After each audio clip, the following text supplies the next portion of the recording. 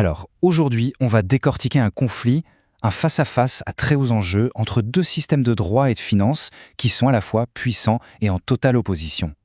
D'un côté, on a un cadre établi qui fonctionne depuis des siècles, et de l'autre, un challenger qui revendique son autorité non pas sur des lois nouvelles, mais sur des principes anciens, des principes qui, selon lui, seraient plus fondamentaux que le système en place lui-même.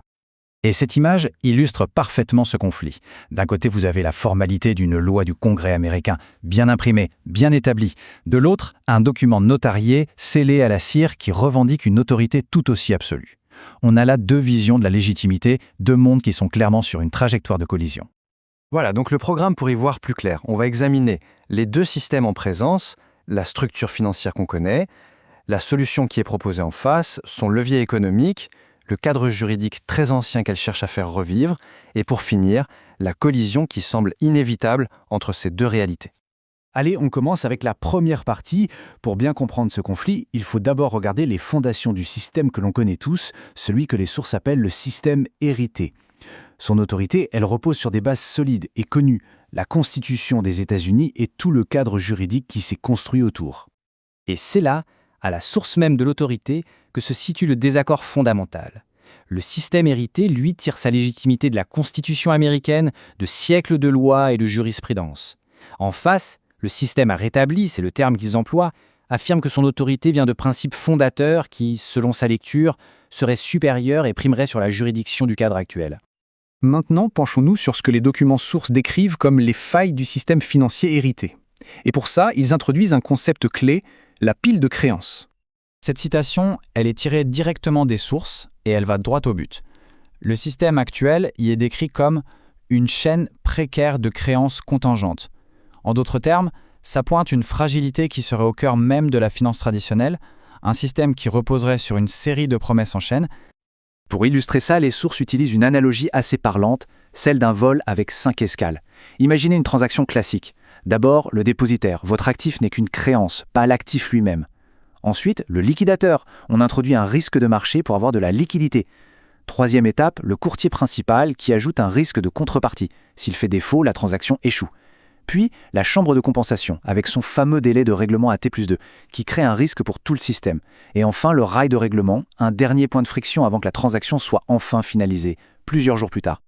Face à cette structure jugée complexe et inefficace, les sources ne se contentent pas de critiquer. Elles proposent une alternative, une solution radicale, conçue pour court-circuiter complètement cette pile de créances. Et cette solution, elle a un nom, l'or mathématique ou MG. La distinction est cruciale. Ce n'est pas décrit comme une créance sur de la monnaie, une promesse de monnaie, mais comme de la monnaie substantielle. La valeur serait donc inhérente à l'actif lui-même et vérifiée par une preuve cryptographique, pas par la confiance que l'on place dans un intermédiaire. Pour bien faire comprendre la différence, les documents utilisent une autre analogie, celle du Père Noël. Dans le système hérité, il faut d'abord croire que le Père Noël est passé, puis payer un auditeur pour qu'il le vérifie après coup. Avec le nouveau système, l'idée c'est qu'on n'a pas besoin de croire, on a une preuve mathématique et instantanée de la livraison. On passe en somme d'un système de confiance à un système de vérification. Alors, concrètement, quelles sont les propriétés de cet or mathématique ? Eh bien, d'après les sources, elles sont pensées pour les institutions. On parle d'un règlement final en 12 secondes, c'est ce qu'on appelle le T+0, d'une certitude cryptographique, avec une piste d'audit qui serait immuable, ce qui élimine le risque de réconciliation, d'une reconnaissance légale, sous le statut de registre électronique contrôlable, selon l'article 12 de l'UCC, un cadre juridique américain pour les transactions commerciales, et enfin, d'une sécurité de niveau institutionnel, grâce à des portefeuilles multisignatures. Et c'est là qu'on touche au nerf de la guerre, les puissantes incitations financières que les sources mettent en avant pour les institutions qui adopteraient ce nouvel actif.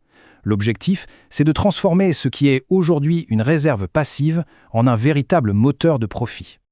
Ce chiffre, 9,4%, il est tiré d'un document intitulé « Le coût de l'inaction ». Il est censé quantifier, noir sur blanc, le désavantage compétitif annuel pour chaque tranche de 100 millions de dollars qui reste dans le système hérité. Le message des sources est donc très clair, rester immobile n'est pas une stratégie neutre, c'est s'exposer à un désavantage économique important, une sorte d'autodestruction à petit feu. Et ce schéma illustre brillamment comment ce levier est censé fonctionner en pratique. On voit ici comment une base de 10 milliards de dollars en or mathématique pourrait, d'après les documents, générer un rendement annuel de plus de 64%, simplement en superposant plusieurs couches de revenus. Le mécanisme repose en fait sur 3 étages qui fonctionnent en même temps. C'est ça la clé. Premièrement, la libération de capital. Comme l'MG aurait une pondération de risque de 0% sous Bâle III, les accords de régulation bancaire, ça libérerait des milliards de capital réglementaire. Deuxièmement, un multiplicateur de prêt. Cette nouvelle base de réserve permettrait de multiplier par 10 ou 12 la capacité de prêt. Et troisièmement, l'utilisation comme garantie. Ce même actif sert en parallèle de collatéral pour la finance commerciale, ce qui génère des revenus additionnels. Et là, on entre dans une autre dimension du projet, son ambition ultime, si l'on veut. L'idée de monétiser des lois historiques, des lois qui dorment dans les textes, mais qui n'ont, a priori, jamais été abrogées. C'est ici qu'on mesure toute l'ampleur du plan. Prenons un exemple concret, les lettres de marque et de reprise. C'est un pouvoir qui est bel et bien inscrit dans la Constitution américaine. Il autorise des entités privées à saisir des actifs pour le compte de l'État. Historiquement, on l'utilisait pour les navires de pirates. La proposition ici, c'est de l'appliquer aux actifs numériques.